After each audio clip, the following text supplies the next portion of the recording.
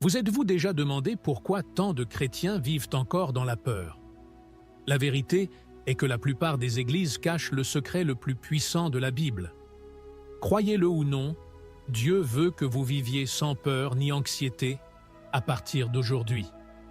Dans les prochaines minutes, je vais vous révéler comment vaincre vos peurs en utilisant des versets bibliques qui transformeront votre vie instantanément. Vous ne croirez pas ce que le verset 7 a fait à la vie d'une mère célibataire désespérée. Inscrivez-vous maintenant et sonnez la cloche pour ne manquer aucun secret biblique que les religions traditionnelles ne veulent pas que vous sachiez. Et restez jusqu'à la fin, car nous dirons une prière puissante qui changera votre vie pour toujours. Vous savez, ces jours où nous nous réveillons et où il semble que le monde s'effondre, eh bien, nous passons tous par là. Mais si je vous disais qu'il y a un trésor caché sous votre nez qui attend d'être découvert, ce trésor, c'est la Bible, ma chère. Il n'est pas étonnant que le psalmiste ait déclaré « Ta parole est une lampe à mes pieds et une lumière sur mon sentier ». Psaume 119-105. Imaginez, un phare qui ne s'éteint jamais, illuminant même les nuits les plus sombres de notre vie. Je me souviens quand j'étais enfant et que j'avais peur du noir. Ma grand-mère disait toujours « Mon fils, allume la lumière de la parole dans ton cœur ». À l'époque, je ne comprenais pas très bien. Mais aujourd'hui, pleurage. C'est comme si Dieu lui-même s'était assis à côté de nous sur le canapé, prêt à avoir cette conversation de père à fils. Et regardez comme c'est merveilleux. Les gens qui apparaissent dans la Bible sont des gens comme nous. Il y avait même un prophète qui avait tellement peur qu'il voulait tout abandonner. Savez-vous qui? Élie. Après une grande victoire, il s'est senti tellement menacé qu'il s'est enfui dans le désert et a demandé à mourir. 1 Roi 19,4. Mais Dieu ne l'a pas abandonné.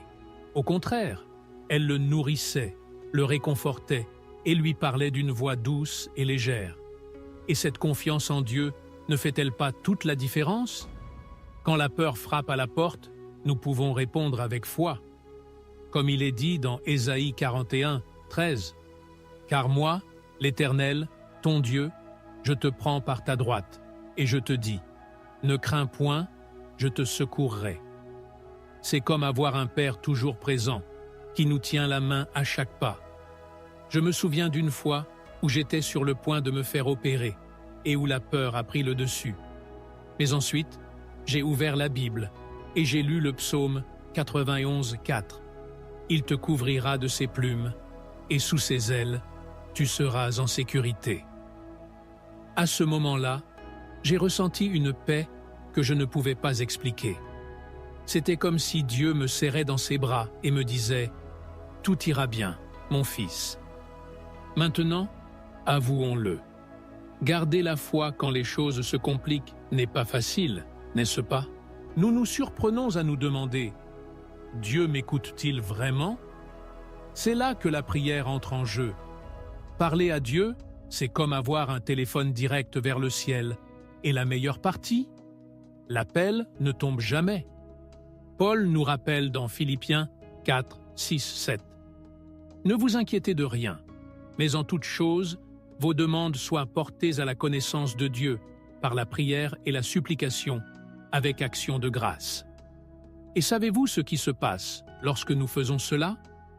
Une paix qui surpasse toute compréhension protège nos cœurs et nos esprits. C'est comme obtenir un super bouclier contre l'anxiété. Et regardez comme c'est beau.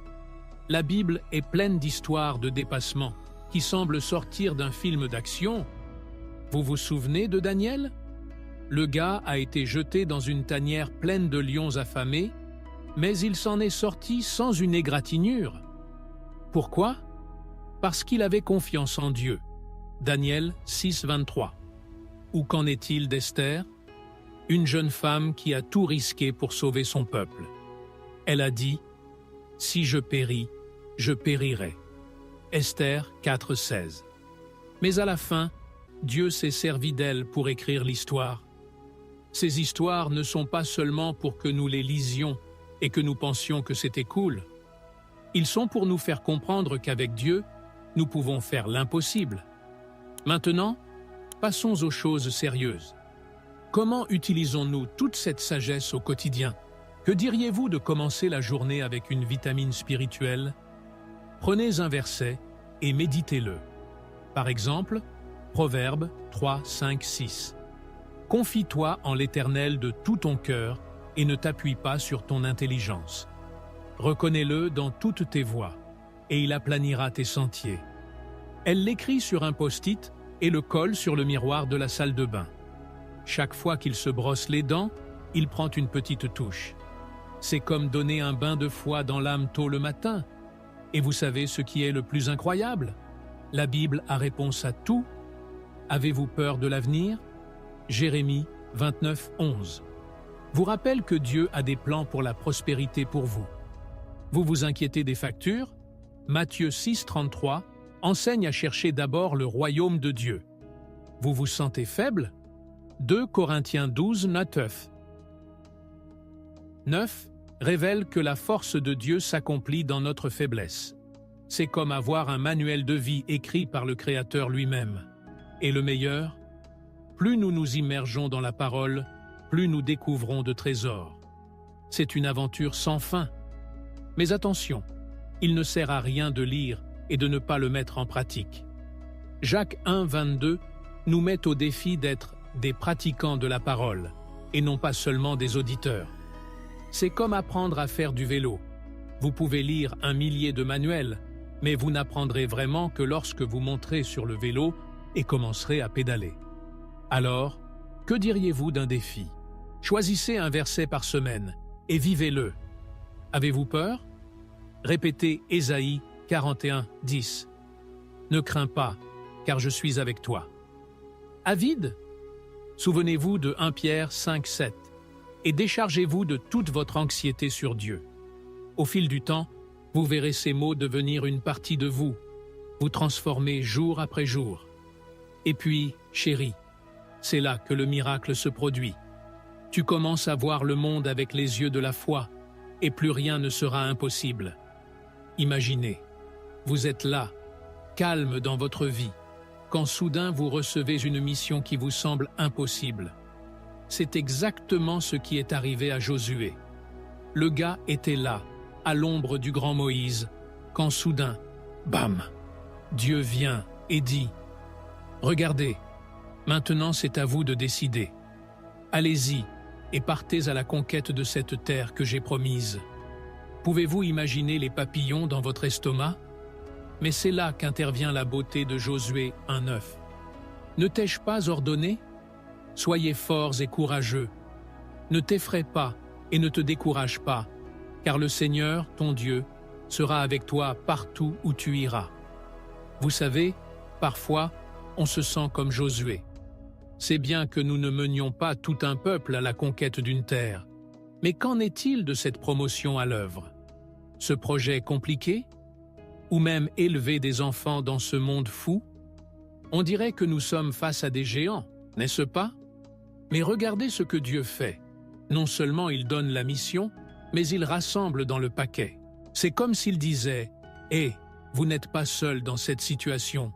Je suis là, je te tiens la main. » Et avouons-le, Dieu n'aurait pas pu choisir de meilleures paroles. Soyez forts et courageux. Il n'a pas dit « Soyez parfaits » ou « Ne faites jamais d'erreur ». Non, il sait que nous tremblerons, que nous aurons peur. Mais il dit, même avec la peur, soyez courageux. C'est comme cette histoire du petit David face au géant Goliath. 1 Samuel 17. L'enfant n'était qu'un jeune berger, mais avec Dieu de son côté, il a renversé le géant. Nous pouvons aussi être comme ça, vous savez. Maintenant, réfléchissez avec moi. Quand Dieu dit « Ne vous ai-je pas commandé ?» il rappelle à Josué et à nous quelque chose de super important. Il ne s'agit pas de nos capacités, mais de l'autorité de Dieu. C'est comme s'il disait « Détendez-vous, je suis en contrôle. » Vous vous souvenez de Moïse? Le gars bégayait, et pourtant Dieu l'a utilisé pour libérer tout un peuple. Exode 4, 10, 12. Dieu n'appelle pas ceux qui sont capables. Il donne du pouvoir à ceux qui sont appelés. Et vous savez ce qui est le plus incroyable? Cette promesse n'était pas seulement pour Joshua, vous savez? C'est pour nous aussi. Dans Hébreux 13:5, Dieu promet « Je ne te quitterai jamais, je ne t'abandonnerai jamais ». C'est comme une colle super divine. Elle nous colle et ne se libère plus. Alors, la prochaine fois que vous vous sentirez petit face à un énorme défi, rappelez-vous, vous avez le Dieu de l'univers de votre côté. Mais soyons pratiques. Comment l'appliquer au quotidien?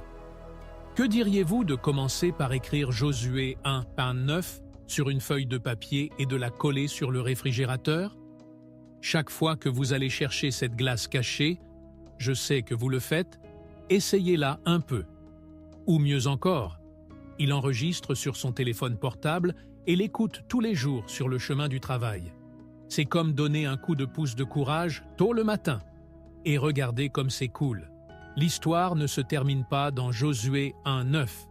Si vous lisez la suite, vous verrez que Josué a effectivement conquis la terre promise.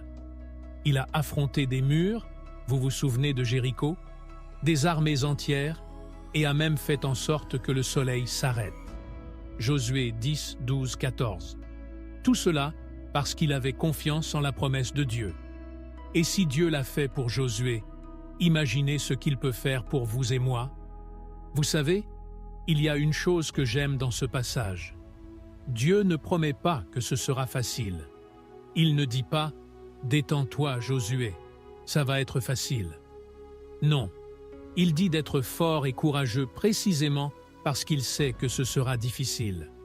C'est comme s'il disait « Regardez, il va y avoir une bataille, mais je vais être là avec vous ». C'est comme dans nos vies. Dieu ne nous sort pas de la tempête, mais il nous promet d'être avec nous au milieu de celle-ci. Et pour clore en fanfare, rappelez-vous qu'au début je parlais de l'impossible mission de Josué. Eh bien, avec Dieu de votre côté, l'impossible devient possible. Paul l'a bien compris lorsqu'il a écrit « Je peux tout par Christ qui me fortifie » Philippiens 4:13. Alors, la prochaine fois que vous vous sentirez comme un Josué devant votre propre Jourdain, rappelez-vous, Dieu ne vous a pas seulement donné la mission, mais il passera lui-même avec vous.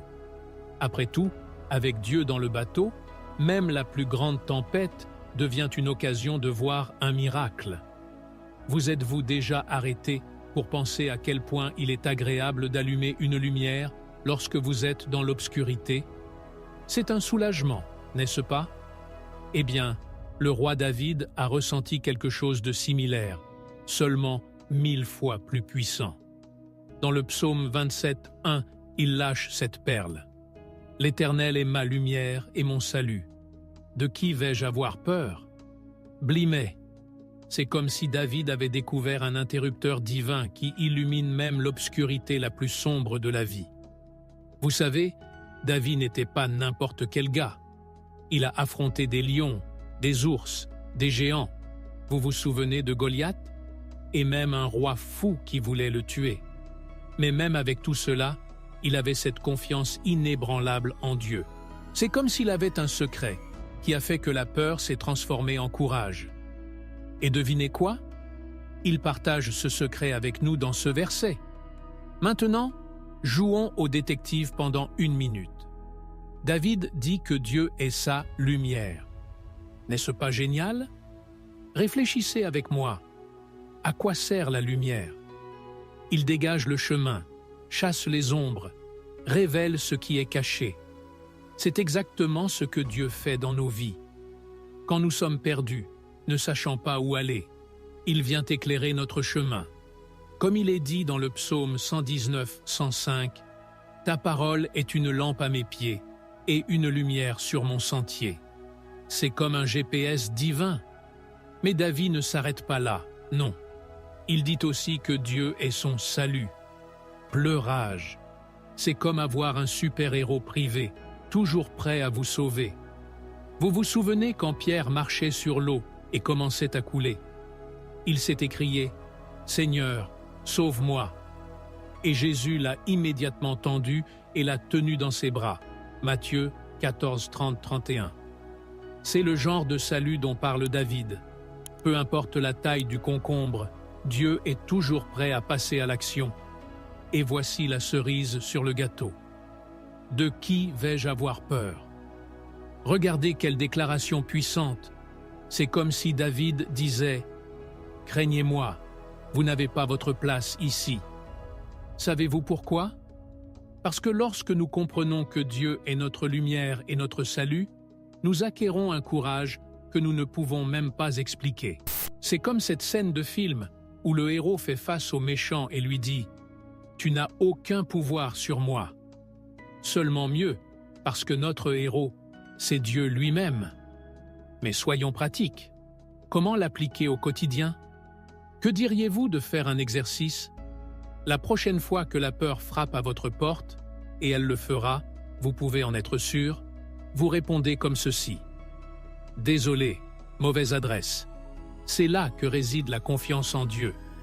Ça a l'air idiot, mais ça marche. C'est comme reprogrammer votre cerveau pour avoir confiance plutôt que peur. Et vous savez ce qui est le plus cool? Cette confiance que David avait n'était pas seulement pour lui. Dans 1 Jean 4, 18, nous lisons « L'amour parfait chasse la crainte ». Lorsque nous comprenons combien Dieu nous aime, la peur commence à perdre de sa force. C'est comme si l'amour de Dieu était de la kryptonite pour la peur. Ça fond tout simplement. Maintenant, imaginez, si David, qui a été persécuté, qui a vécu dans les guerres, qui a affronté de vrais dangers tous les jours, pouvait avoir cette confiance, que dirions-nous? Il est vrai que nous ne combattons pas les Philistins, Dieu merci, mais nous avons nos batailles quotidiennes. Des factures à payer, des relations à gérer, des décisions difficiles à prendre. Et dans toutes ces situations, nous pouvons déclarer comme David « Le Seigneur est ma lumière et mon salut ». Et pour clore par une clé d'or, cette confiance qu'avait David n'était pas aveugle, non. C'était basé sur son expérience avec Dieu. Il avait vu Dieu à l'œuvre tant de fois qu'il ne pouvait plus douter. C'est comme cet ami qui est toujours là pour vous. Il arrive un moment où vous ne le remettez même plus en question. Vous faites simplement confiance. Et c'est ce que Dieu veut être pour nous, celui en qui nous avons confiance les yeux fermés, parce que nous savons qu'il est la lumière dans l'obscurité et le salut en cas de besoin. Alors, la prochaine fois que la peur voudra vous paralyser, rappelez-vous, vous avez le Dieu de l'univers de votre côté. Et avec lui, même la vallée la plus sombre devient une allée illuminée. Vous savez ces jours où vous vous réveillez et qu'il semble que le monde conspire contre vous? Le réveil ne sonne pas, le café se renverse, la circulation est chaotique. Eh bien, ces jours-ci, nous voulions vraiment un super pouvoir, n'est-ce pas? Eh bien, j'ai une nouvelle incroyable pour vous. Nous l'avons. C'est juste là, dans Ésaïe 41, 10. C'est comme si Dieu nous avait envoyé un WhatsApp en disant « Hé, détendez-vous, je suis ici avec vous. Jetons un coup d'œil à cette perle rare. N'ayez pas peur, car je suis avec vous. Ne vous effrayez pas, car je suis votre Dieu. Je te fortifie, je t'aide, et je te soutiens de la main droite de ma justice. » Pleurage. C'est beaucoup de bonnes choses dans un couplet, n'est-ce pas? C'est comme gagner à la loterie spirituelle. Tout d'abord, Dieu nous commande de ne pas avoir peur. Facile à dire, n'est-ce pas? Mais calmez-vous, il ne s'arrête pas là. Il explique pourquoi. Parce que je suis avec vous. Pensez-y. Le Créateur de l'univers, celui qui a créé les galaxies et les océans, dit qu'il est de notre côté. C'est comme avoir le meilleur agent de sécurité du monde, 24 heures sur 24, 7 jours sur 7. Qui va s'embêter avec le fait que tu es un garde du corps comme ça? Et ce n'est pas tout. Il dit « Je suis ton Dieu ». Ce n'est pas n'importe quel Dieu, non. Il est votre Dieu. C'est personnel, c'est intime. Rappelez-vous quand Dieu a changé le nom d'Abraham en Abraham?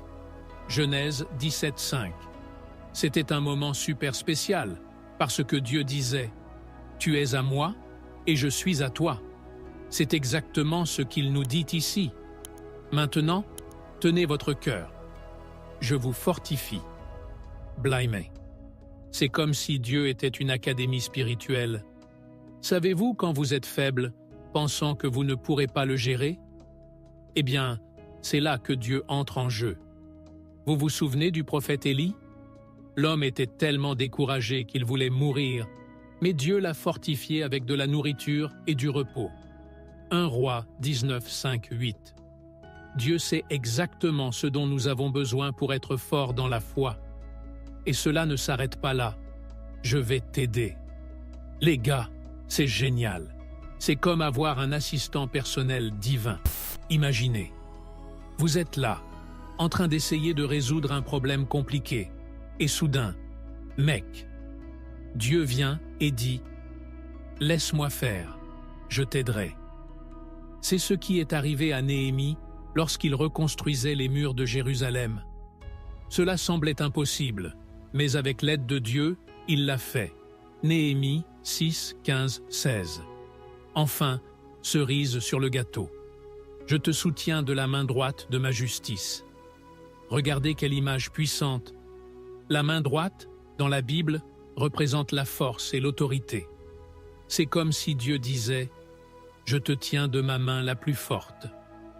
Vous vous souvenez de Pierre marchant sur l'eau? Alors qu'il commençait à sombrer, Jésus l'a tendu et l'a tenu dans ses bras. Matthieu 14, 31. C'est exactement ce que Dieu promet de faire pour nous. Mais soyons pratiques. Comment l'appliquer au quotidien? Que diriez-vous de faire un exercice? La prochaine fois que vous vous sentirez anxieux ou effrayé, prenez 1 minute et répétez ce verset. C'est comme réinitialiser votre cœur. Vous pouvez même définir un rappel sur votre téléphone avec ce verset.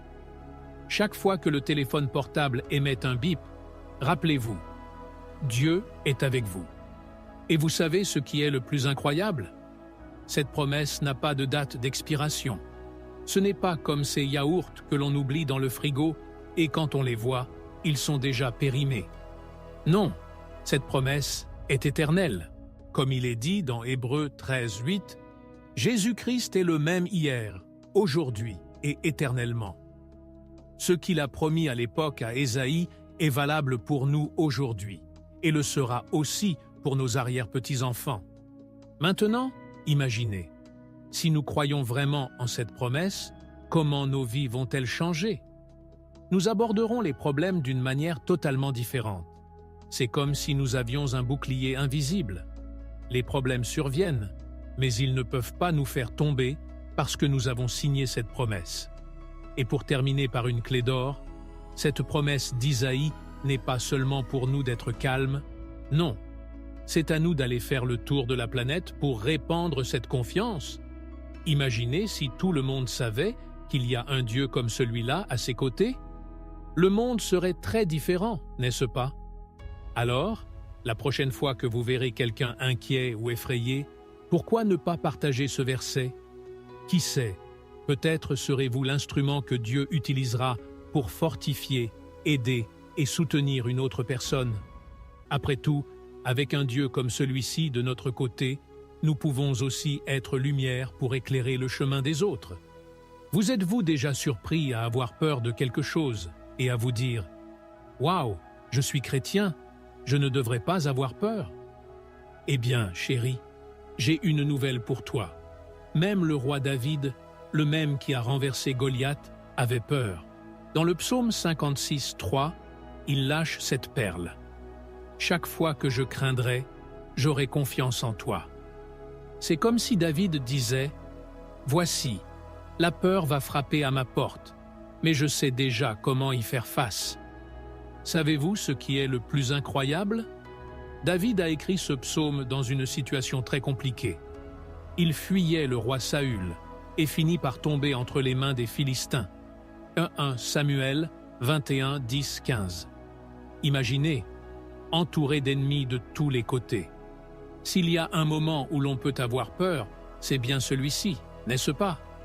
Mais c'est là que David nous donne toute une leçon. Tout d'abord, il reconnaît que la peur existe. Il ne sert à rien de faire semblant d'être des super-héros et de ne jamais avoir peur, n'est-ce pas? Même Jésus, là-bas dans le jardin de Gethsémané, avait peur. Luc 22, 44. Le problème est, que faisons-nous de cette peur? C'est là qu'intervient le génie de David. Il dit « J'aurai confiance en toi ». Remarquez qu'il ne dit pas « J'attendrai que la peur passe et ensuite j'aurai confiance ». Non, il décide de faire confiance à Dieu au moment même où la peur apparaît. C'est comme si la peur était une invitation à exercer la foi. Comme ces gymnases ouverts 24 heures sur 24, vous savez? Chaque fois que la peur apparaît, nous savons déjà ce qu'il faut faire confiance à Dieu. Maintenant, soyons pratiques. Comment l'appliquons-nous au quotidien? Que diriez-vous de faire un exercice? La prochaine fois que vous avez peur, cela peut être de n'importe quoi, une épreuve difficile, un entretien d'embauche, même la peur des cafards, vous vous arrêtez et répétez « J'ai peur, oui, mais je choisis de faire confiance à Dieu ». C'est comme assommer la peur. Et vous savez ce qui est le plus cool? Cette confiance n'est pas aveugle, non. Il est basé sur le caractère de Dieu. Dans le même psaume, un peu plus loin, David dit « En Dieu, dont je loue la parole, en Dieu je mets ma confiance et je ne craindrai pas. » Psaume 56, 4. Il dit « Je connais ce Dieu, je sais qu'il est fidèle, donc je peux lui faire confiance. » Vous vous souvenez de cette histoire de Pierre marchant sur l'eau? Matthieu 14, 29, 31.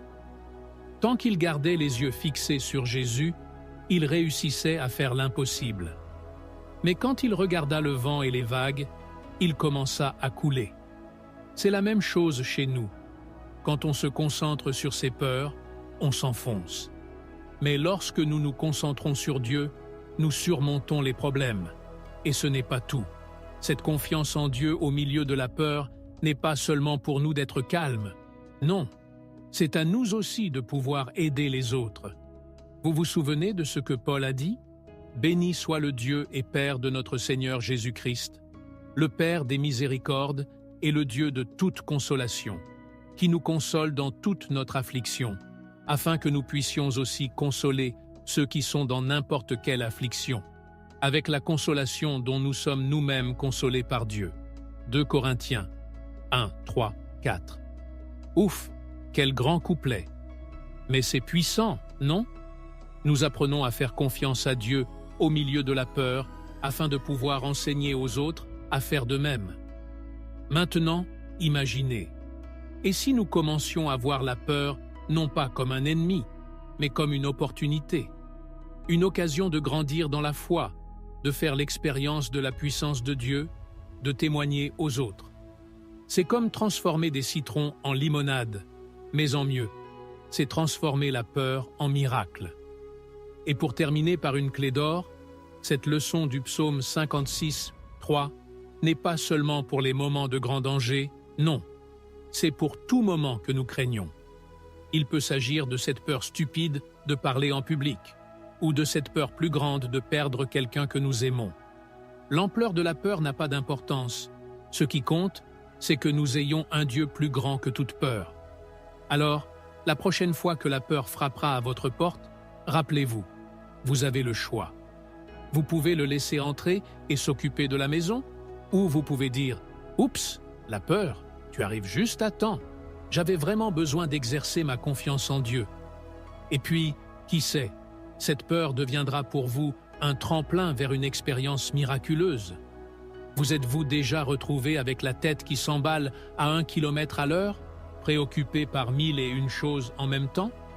Eh bien, mon ami, l'anxiété est comme ce visiteur incommode qui arrive à l'improviste et veut rester pour dîner. Mais si je vous disais qu'il existe un remède infaillible à toute cette inquiétude, eh bien, l'apôtre Paul, dans Philippiens 4, 6, 7, nous donne une recette puissante, la prière. Il dit « Ne vous inquiétez de rien, mais en toute chose, vos demandes soient portées à la connaissance de Dieu par la prière et la supplication, avec action de grâce. » C'est comme si Paul disait « Hé, détends-toi, parlez-en à Dieu, Mais soyons d'accord, n'est-ce pas?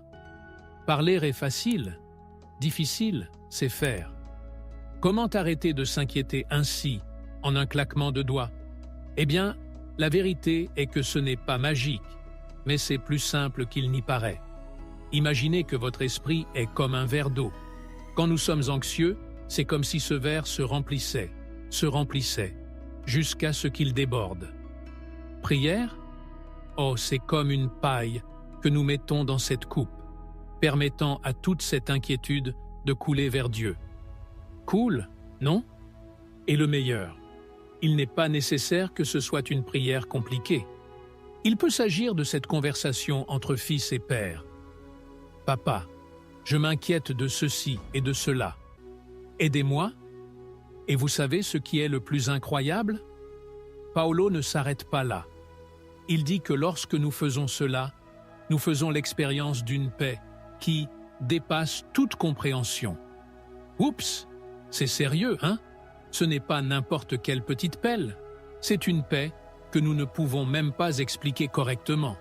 C'est ce sentiment que tout va bien, même quand il semble que tout va mal.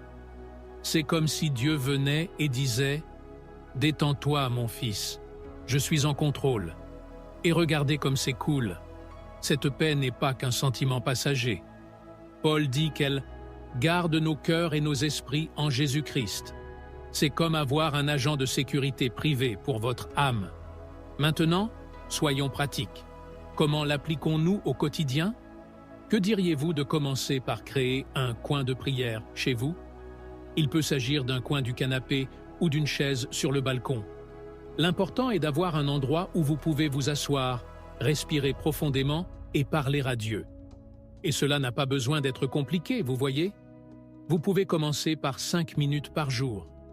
Parlez à Dieu de votre journée, de vos soucis, de vos rêves.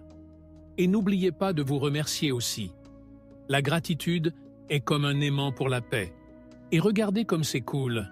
La prière n'a pas besoin d'être simplement parlée. Que diriez-vous d'un journal de prière? Il prend un joli carnet et commence à écrire ses prières. C'est incroyable, comme le fait de le mettre sur papier aide à organiser les pensées. Mieux encore, dans un certain temps, vous pourrez regarder en arrière et voir combien de prières Dieu a exaucées. C'est comme créer un album souvenir de votre voyage avec Dieu. Cool, non? Et cela ne s'arrête pas là. Que diriez-vous de créer un groupe de prière avec des amis? Cela peut être via WhatsApp. Chacun partage ses demandes et tout le monde prie pour l'autre. C'est un moyen puissant de se sentir soutenu et connecté. Mais attention, la prière, ce n'est pas seulement dire non, vous voyez? C'est aussi écouter. Parfois, nous sommes tellement préoccupés par l'élimination de toutes nos angoisses que nous oublions de faire une pause et d'écouter ce que Dieu a à dire. Que diriez-vous, après avoir prié, de rester silencieux pendant quelques minutes? Respirez profondément, videz votre esprit et soyez attentifs. Vous serez émerveillés par les idées et la paix qui viennent dans ces moments de calme. C'est comme si Dieu murmurait directement dans votre cœur. Ce n'est pas grave, je suis ici avec vous.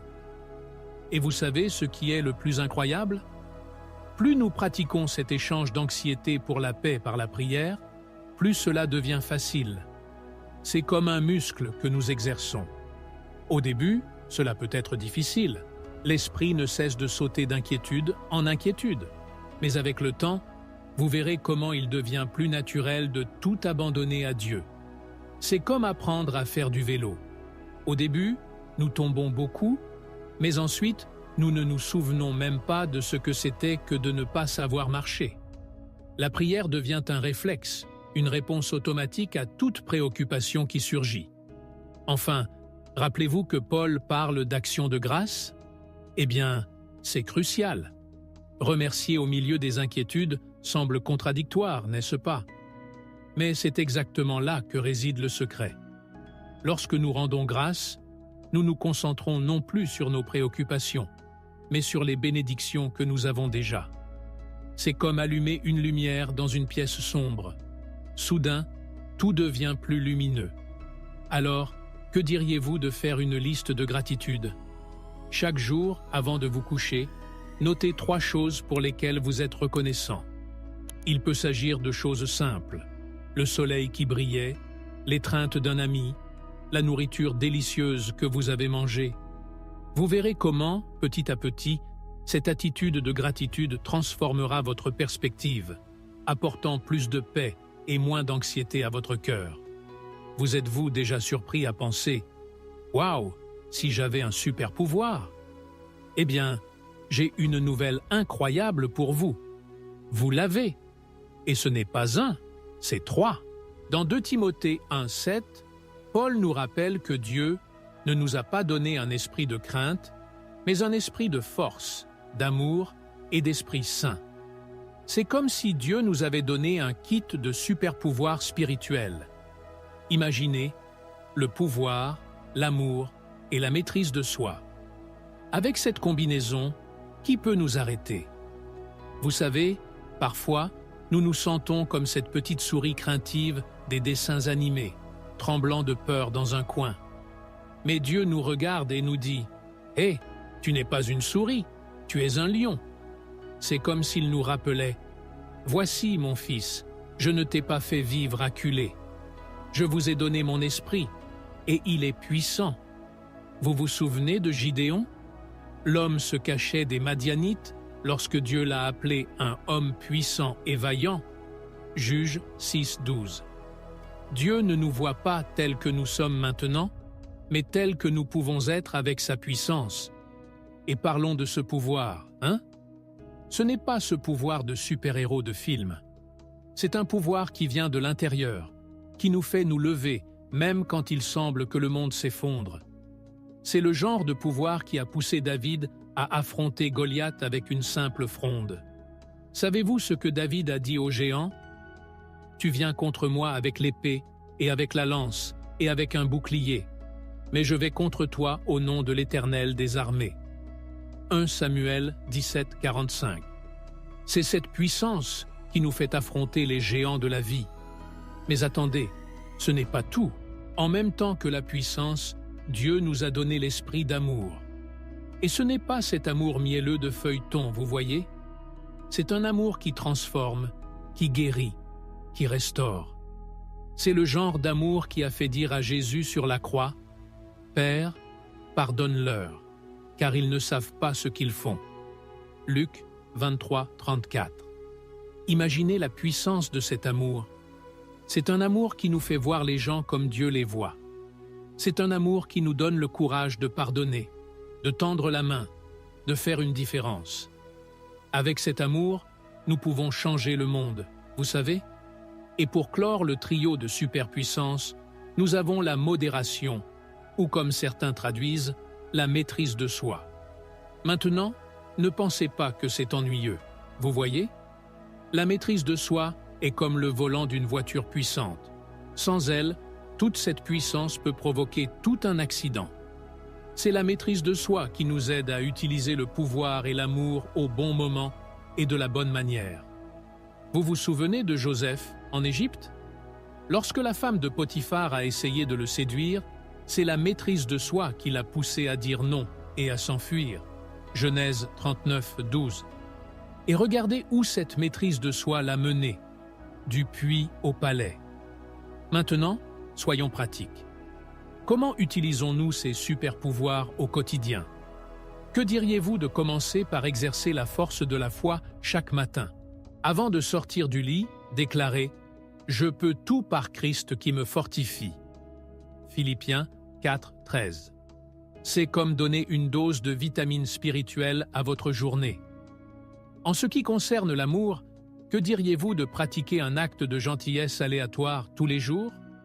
Il peut s'agir d'un compliment sincère, d'une aide inattendue, d'une étreinte serrée.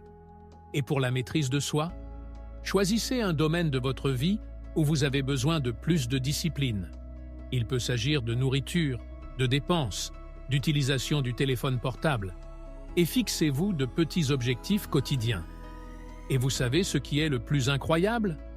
Ces pouvoirs grandissent au fur et à mesure que nous les utilisons. C'est comme un muscle spirituel. Plus nous faisons de l'exercice, plus nous devenons forts. Paul dit dans Romains 5, 3, 4. Et ce n'est pas seulement cela, mais nous nous réjouissons aussi dans la tribulation, sachant que la tribulation produit la patience, et la patience l'expérience, et l'expérience de l'espoir. Chaque défi que nous rencontrons avec cet esprit de puissance, d'amour et de modération nous rend plus forts, plus aimants et plus équilibrés. Mais attention, ces super-pouvoirs ne sont pas pour nous vanter, vous voyez?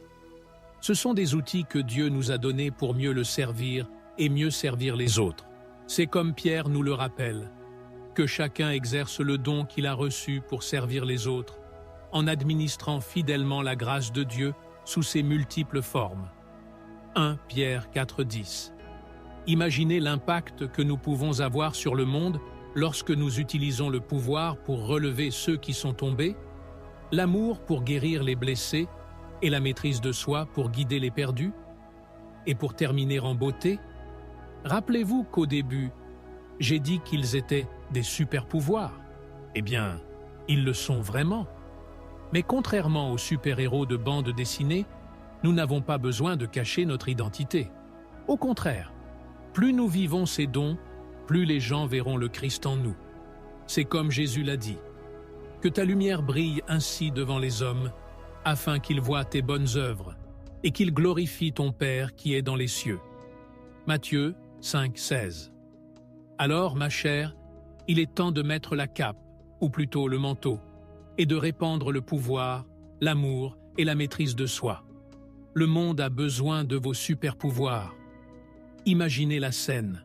Moïse, cet homme de 120 ans, se tenant devant tout le peuple d'Israël. Il est sur le point de dire au revoir, mais d'abord, il a un message crucial à transmettre. C'est comme le discours de remise des diplômes de la vie. Vous voyez? Et que dit-il? Sois fort et courageux, n'aie pas peur et n'aie pas peur d'eux, car c'est le Seigneur, ton Dieu, qui va avec toi. Il ne te quittera pas et ne t'abandonnera pas. Pleurage. C'est effrayant, n'est-ce pas? Vous savez, parfois, nous nous sentons comme les Israélites à ce moment-là. Il est là, au bord du Jourdain de la vie, regardant vers l'avenir et se disant « Bon sang, comment vais-je gérer tout cela ?» Il peut s'agir d'une facture à payer, d'un problème au travail, ou même d'une maladie dans la famille. C'est comme s'il y avait une armée de problèmes qui marchaient vers nous. Mais c'est là que les paroles de Moïse résonnent à travers les siècles. Soyez forts et courageux. Et avouons-le, Moïse savait de quoi il parlait, voyez-vous? L'homme a affronté le Pharaon, a ouvert la mer Rouge, a enduré 40 ans de récupération dans le désert. S'il y a bien quelqu'un qui comprend les défis, c'est bien lui. C'est comme s'il disait « Écoutez, je sais que ça a l'air difficile, mais croyez-moi, j'ai vu Dieu tout faire. Et vous savez ce qui est le plus incroyable? Cette même force qui était avec Moïse est à notre disposition aujourd'hui. Comme il est dit dans Hébreux 13, 8, Jésus-Christ est le même hier, aujourd'hui et éternellement. Maintenant, faites attention à cette partie. N'ayez pas peur et n'ayez pas peur d'eux. Qui sont-ils? Pour Israël, ils étaient les ennemis dans la terre promise. Pour nous, oh, cela peut être beaucoup de choses. La peur de l'avenir, l'anxiété, les problèmes financiers. Mais regardez comme c'est fou. Dieu ne dit pas que ses ennemis disparaîtront comme par magie. Il dit qu'il ne faut pas avoir peur d'eux. C'est comme cette histoire de David et Goliath. 1 Samuel 17. Le géant était là, énorme et effrayant. Mais David est arrivé confiant en Dieu et en l'homme. Il a renversé le géant. Et la cerise sur le gâteau? C'est le Seigneur, ton Dieu, qui va avec toi. N'est-ce pas génial? C'est comme avoir un garde du corps divin 24h/24 et 7J7. Vous vous souvenez de l'histoire du prophète Élisée? Lorsque l'armée ennemie encercla la ville, son serviteur devint désespéré. Mais Élisée a prié, et Dieu a ouvert les yeux du garçon pour voir qu'il avait une armée d'anges autour d'eux. 2 Rois 6, 15, 17. C'est comme ça chez nous aussi. Parfois, nous avons juste besoin d'ouvrir les yeux de la foi pour voir que Dieu est là. proche. Mais soyons pratiques. Comment l'appliquer au quotidien? Que diriez-vous de faire un exercice? La prochaine fois que la peur le frappe, il s'arrête et répète « C'est le Seigneur qui va avec moi. Il ne me quittera pas et ne m'abandonnera pas. » C'est comme gifler la peur. Et vous savez ce qui est cool? Plus vous répétez, plus vous croyez. C'est comme travailler le muscle de la foi.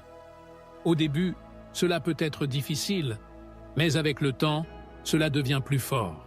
Et regardez comme c'est cool. Cette promesse n'était pas seulement pour le peuple d'Israël, vous voyez? C'est pour nous aussi. Dans Matthieu 28, 20, Jésus promet « Et voici, je suis avec vous tous les jours jusqu'à la fin du monde. » C'est comme s'il disait « Hé, je suis là, je ne te quitterai pas une seconde. » Alors, la prochaine fois que vous vous sentirez seul ou effrayé, rappelez-vous, vous avez le Dieu même de l'univers pour compagnie. Savez-vous ce que j'aime le plus dans ce passage? C'est juste que Dieu ne promet pas que ce sera facile. Il ne dit pas « Détendez-vous, les gars, ça va être un jeu d'enfant. » Non, il sait qu'il y aura une bataille, qu'il y aura un défi. Mais il promet d'être là avec nous. C'est comme cette histoire des 3 jeunes hommes dans la fournaise ardente, Daniel 3. Dieu ne les a pas empêchés d'être jetés dans le feu, mais il y est entré avec eux. Et savez-vous ce qui s'est passé? Pas un cheveu n'a été brûlé. Et pour clore par une clé d'or, ce courage dont parle Moïse n'est pas l'absence de peur, non. Il fait ce qui doit être fait, même si nous avons peur. C'est comme ce que Paul a dit. Car Dieu ne nous a pas donné un esprit de crainte, mais un esprit de force, d'amour et de bon sens. 2 Timothée 1,7. Alors, la prochaine fois que vous vous sentirez petit face à un grand défi, rappelez-vous, vous avez le Dieu de l'impossible de votre côté. Et avec lui, même la vallée de l'ombre de la mort devient une passerelle illuminée. Après tout, si Dieu est pour nous, qui peut être contre nous? Romains 8, 31.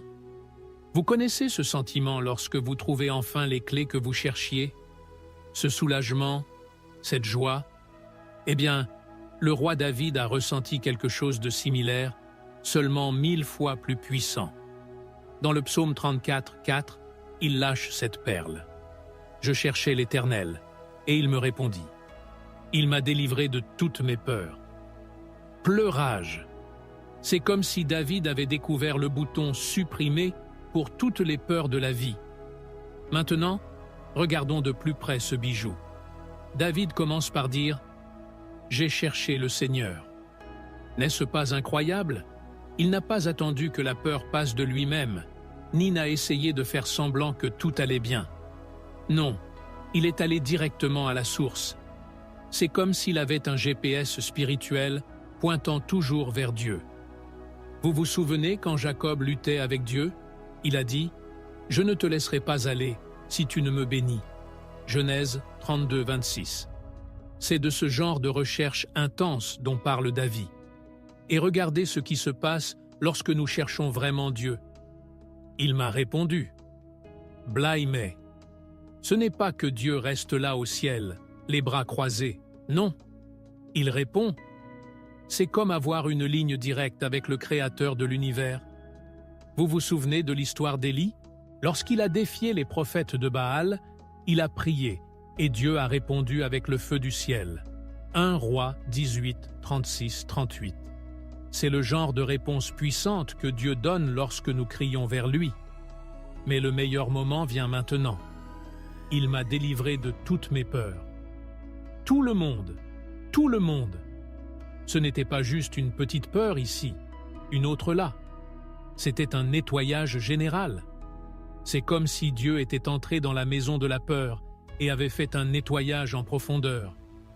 Vous connaissez ce verset de 2 Timothée 1,7 qui dit « Car Dieu ne nous a pas donné un esprit de crainte, mais un esprit de force, d'amour et d'esprit saint. » C'est exactement ce que David a vécu. Maintenant, soyons pratiques. Comment l'appliquons-nous au quotidien? Que diriez-vous de faire un journal de recherche? Chaque fois que vous avez peur, notez-le dans un cahier. Ensuite, il prie sur chacune de ces peurs, les abandonnant à Dieu. Au fil du temps, vous verrez comment ces peurs disparaissent de votre liste. C'est comme faire un nettoyage spirituel régulier. Et vous savez ce qui est le plus incroyable? Cette délivrance que David a vécue n'était pas un événement isolé. En 1 Pierre 5,7, il nous est recommandé de « rejeter sur lui toute votre inquiétude, parce qu'il prend soin de vous ». C'est une invitation constante pour nous à jeter nos peurs dans le giron de Dieu. Imaginez quel soulagement. Mais attention, chercher Dieu, ce n'est pas seulement parler, non, c'est aussi écouter. Parfois, nous sommes tellement préoccupés par l'abandon de toutes nos peurs que nous oublions de faire une pause et d'écouter ce que Dieu a à dire. Que diriez-vous, après avoir prié, de rester silencieux pendant quelques minutes? Respirez profondément, videz votre esprit et soyez attentifs. Vous serez émerveillés par les idées et la paix qui viennent dans ces moments de calme. Et regardez quelle belle chose! Cette libération de la peur n'est pas seulement pour nous d'être calmes, non. C'est à nous aussi de pouvoir aider les autres. Vous vous souvenez de ce que Paul a dit? « Béni soit le Dieu et Père de notre Seigneur Jésus-Christ, le Père des miséricordes et le Dieu de toute consolation, qui nous console dans toute notre affliction, afin que nous puissions aussi consoler ceux qui sont dans n'importe quelle affliction, avec la consolation dont nous sommes nous-mêmes consolés par Dieu. » 2 Corinthiens 1, 3, 4. Nous sommes libres de la liberté. Pour clore par une clé d'or, cette recherche de Dieu dont parle David n'est pas une chose compliquée, non. Cela peut être aussi simple que de dire « Mon Dieu, j'ai peur. Aidez-moi. » C'est comme cette histoire de la femme qui a touché le bord de la robe de Jésus et a été guérie. Marc 5, 25, 34. Parfois, une touche de foi est tout ce dont nous avons besoin pour faire l'expérience de la puissance libératrice de Dieu. Alors, la prochaine fois que la peur frappera à votre porte, rappelez-vous, vous avez un Dieu qui non seulement entend vos prières, mais qui a le pouvoir de vous libérer de toute peur. Et avec lui à vos côtés, même la plus grande des peurs devient une occasion de voir la puissance de Dieu à l'œuvre. Vous êtes-vous déjà demandé ce que ce serait si vous aviez un badge céleste? Quelque chose comme « un tel, propriété de Dieu ». Eh bien, les amis, la bonne nouvelle, c'est que nous l'avons. C'est là dans Ésaïe 43, 1, où Dieu dit « Ne crains pas, car je t'ai racheté. Je t'ai appelé par ton nom, tu es à moi. » Pleurage. C'est comme recevoir un câlin chaleureux de Dieu et l'entendre vous murmurer à l'oreille « Détends-toi, tu es mon chéri. » Déballons ce cadeau divin. Qu'en pensez-vous? Tout d'abord, Dieu nous commande de ne pas avoir peur. Il sait que nous vivons dans un monde plein de choses effrayantes, n'est-ce pas? Factures à payer, maladies, relations compliquées. Mais c'est comme si Dieu disait « Hé, regardez-moi, je suis plus grand que ça. » Rappelez-vous quand les disciples étaient sur la barque et que cette violente tempête est arrivée? Ils étaient terrifiés, mais Jésus est venu et a tout calmé d'un seul mot. Marc 4, 39. Eh bien, le même Jésus qui a calmé la tempête nous dit « N'ayez pas peur. Maintenant, tenez votre cœur. Je t'ai racheté. » Savez-vous ce que c'est? C'est comme si vous aviez une dette géante, une de celles que vous ne pourriez jamais payer, et que soudain quelqu'un vient et vous dit « Tout est payé !» C'est exactement ce que Jésus a fait pour nous sur la croix. Comme il est dit dans Colossiens 2, 14, il a annulé notre dette en la clouant à la croix. C'est effrayant, non? Et ce n'est pas tout. Je t'ai appelé par ton nom. Pensez-y. Le Dieu de l'univers, qui connaît les noms de toutes les étoiles, Psaume 147, 4, connaît votre nom. N'est-ce pas incroyable? C'est comme ce sentiment agréable quand quelqu'un d'important se souvient de votre nom. Mais 1000 fois mieux, car c'est Dieu qui vous appelle. Vous vous souvenez quand Jésus a appelé Zachée par son nom? Luc 19,5. Le gars était tellement heureux qu'il a changé de vie tout de suite. Enfin, cerise sur le gâteau. You are mine. Les gars, c'est génial. C'est comme si Dieu avait mis un sceau divin sur vous, en disant « Celui-ci est à moi ». Connaissez-vous ce sentiment d'appartenance à une famille? Avoir un endroit où l'on est aimé inconditionnellement?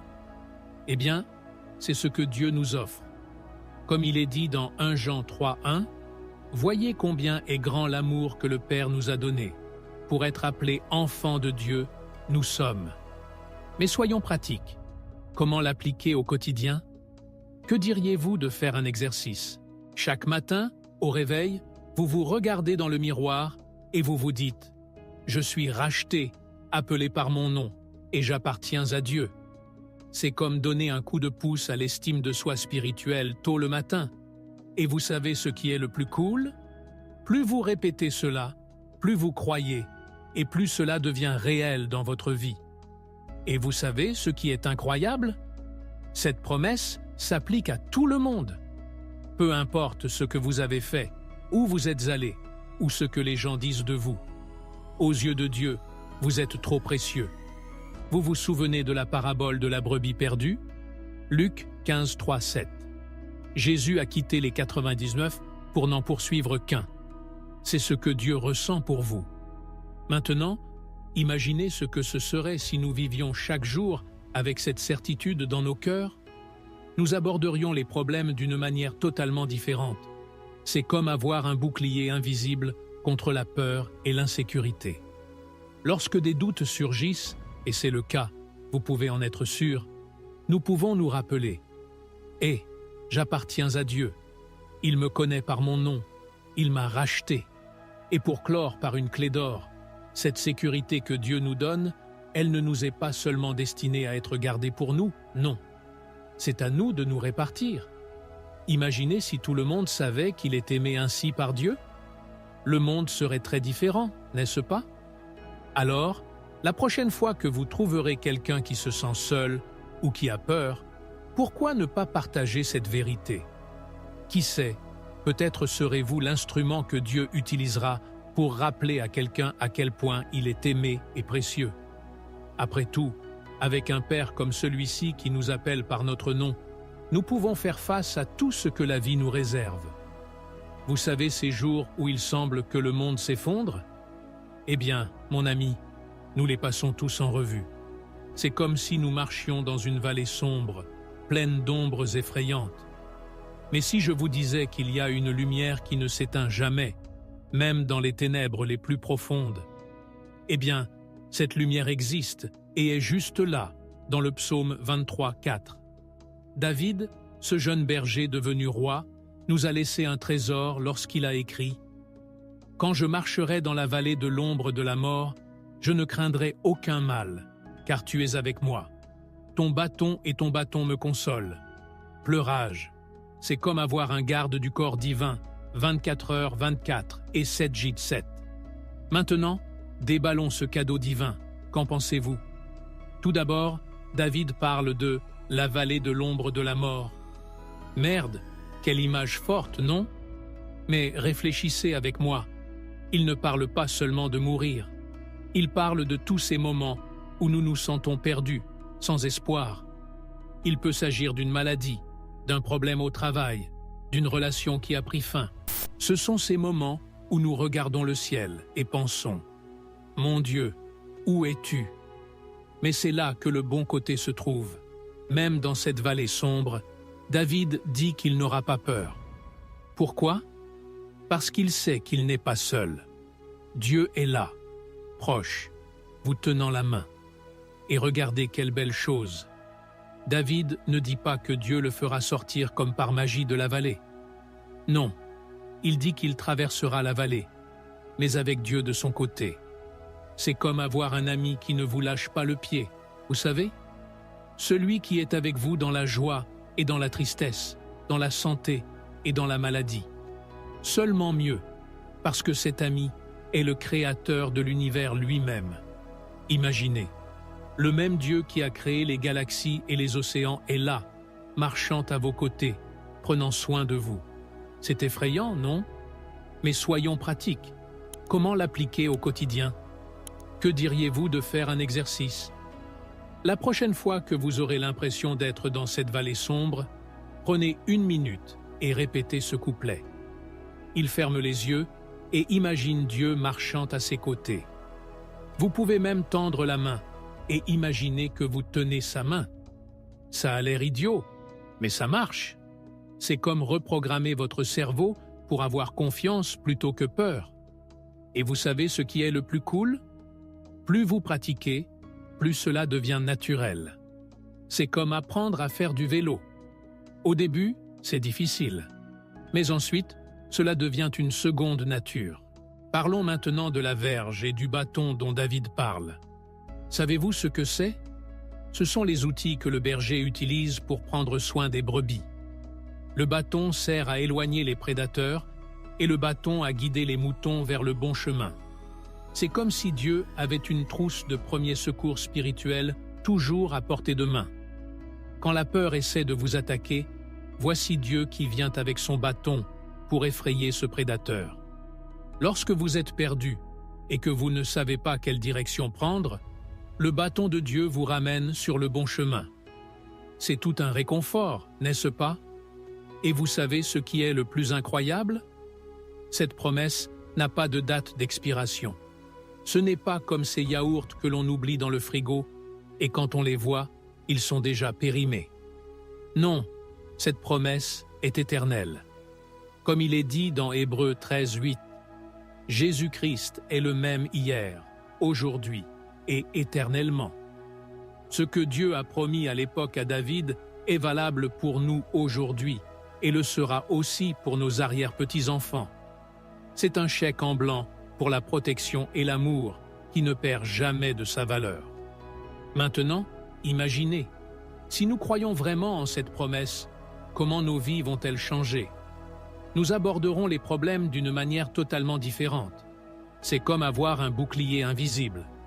Les problèmes surviennent, mais ils ne peuvent pas nous abattre, parce que nous savons que Dieu est de notre côté. Vous vous souvenez de cette histoire de Pierre marchant sur l'eau? Matthieu 14, 29, 31. Tant qu'il gardait les yeux fixés sur Jésus, il réussissait à faire l'impossible. C'est la même chose chez nous. Quand nous nous concentrons sur Dieu, nous surmontons les problèmes. Et pour terminer par une clé d'or, cette promesse du psaume 23 n'est pas seulement pour nous d'être calmes, non. C'est à nous d'aller faire le tour de la planète pour répandre cette confiance. Imaginez si tout le monde savait qu'il y a un Dieu comme celui-là à ses côtés. Le monde serait très différent, n'est-ce pas? Alors, la prochaine fois que vous verrez quelqu'un traverser une vallée sombre, pourquoi ne pas partager ce verset? Qui sait, peut-être serez-vous l'instrument que Dieu utilisera pour apporter la lumière dans la vie de quelqu'un d'autre. Après tout, avec un pasteur comme celui-ci qui prend soin de nous, nous pouvons être lumière pour éclairer le chemin des autres aussi. Père Céleste, nous te louons et te remercions de ta présence constante dans nos vies. Tout comme tu l'étais avec Josué, nous savons que tu es avec nous à chaque étape de notre voyage. Seigneur, donne-nous la force et le courage d'affronter les géants sur notre chemin, qu'il s'agisse de défis au travail, dans notre famille ou dans nos finances. Esprit Saint, répands sur nous l'audace de conquérir la terre promise que tu as préparée pour chacun de nous. Puissions-nous voir les bénédictions financières que tu as en réserve, non pas par nos propres forces, mais par ta grâce et ta puissance. Tout comme tu as fait en sorte que le soleil s'arrête pour Josué, nous te demandons d'accomplir des miracles dans nos vies, en ouvrant des portes que personne ne peut fermer. Seigneur, que ta parole dans Josué 1:9 soit une ancre pour nos âmes. Quand la peur et l'anxiété frappent à notre porte, puissions-nous nous rappeler que tu es plus grand que n'importe quel obstacle. Père, déverse sur nous tes bénédictions financières, non pas pour que nous puissions amasser des trésors sur la terre, mais pour que nous puissions être des canaux de ta générosité, bénissant les autres comme tu nous bénis. Dieu Tout-Puissant, Tout comme tu as permis à Josué de diriger ton peuple, permets-nous d'être lumière dans ce monde. Que ta faveur nous accompagne dans tous les aspects de notre vie, y compris nos finances, nos relations et nos ministères. Puissions-nous voir ta main à l'œuvre, déplaçant les montagnes et ouvrant les mers, afin que ton nom soit glorifié. Au nom de Jésus, nous prions. Amen. Et maintenant, mes chers, après cette parole puissante et cette prière ointe, vous ne pouvez pas rester immobile, n'est-ce pas? Si vous avez senti votre cœur brûler, si vous voulez plus de cette onction qui transforme des vies et renverse des géants, ne perdez pas de temps. Cliquez maintenant sur le bouton d'inscription et activez la cloche. Savez-vous pourquoi? Parce que Dieu a beaucoup plus à vous dire, beaucoup plus de bénédictions à déverser dans votre vie. Rappelez-vous que Josué a dû faire le premier pas de la foi pour voir le miracle se produire. Eh bien, votre pas de foi peut commencer dès maintenant en vous abonnant à cette chaîne. Qui sait, peut-être que la prochaine vidéo n'est pas exactement le mot que vous devez entendre pour conquérir votre terre promise. Ne manquez pas cette occasion de grandir dans la foi et de voir des miracles se produire dans votre vie. Inscrivez-vous maintenant et rejoignez-nous dans ce voyage de victoire et de réalisation en Jésus-Christ.